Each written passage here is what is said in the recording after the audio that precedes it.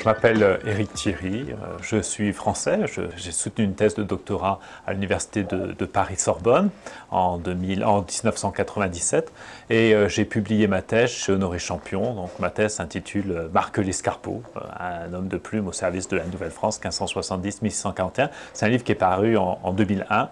Et en 2008, j'ai publié toujours chez Honoré Champion un livre qui s'intitule La France de Henri IV en Amérique du Nord, de la création de l'Acadie à la fondation de Québec.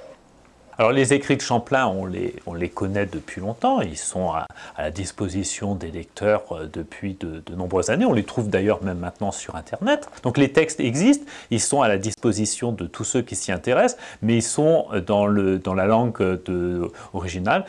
Et le français du début du XVIIe siècle n'est pas très facile à lire pour les Québécois et même pour les Français. D'où l'intérêt de présenter les textes de Champlain dans une langue plus fluide, dans une langue plus accessible. Donc j'ai proposé à Septentrion de l'éditer en français moderne.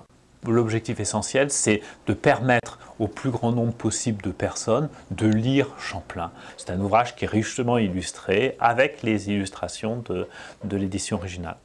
Je ne réécris pas Champlain, je me contente de rendre sa langue beaucoup plus fluide.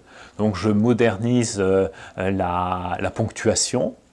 Donc ça c'est déjà un gros travail parce que les phrases de Champlain sont très lourdes, sont très longues, elles font souvent parfois une demi-page, rien qu'une seule phrase. Donc il faut essayer de rendre ça beaucoup plus facile à lire. Dans l'introduction, j'essaye un petit peu de renouveler un petit peu la question et j'essaye de replacer Champlain dans le contexte de son époque, donc le contexte européen et aussi le contexte américain.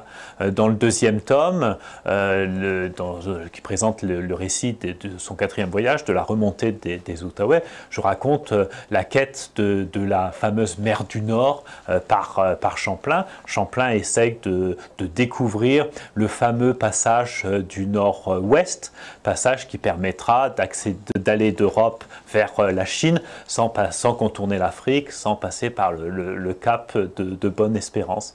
Donc pour lui, ce voyage de 1613 est un voyage très important. Ça solde malheureusement par un échec et dans son récit, il déploie beaucoup d'efforts pour essayer de justifier son échec.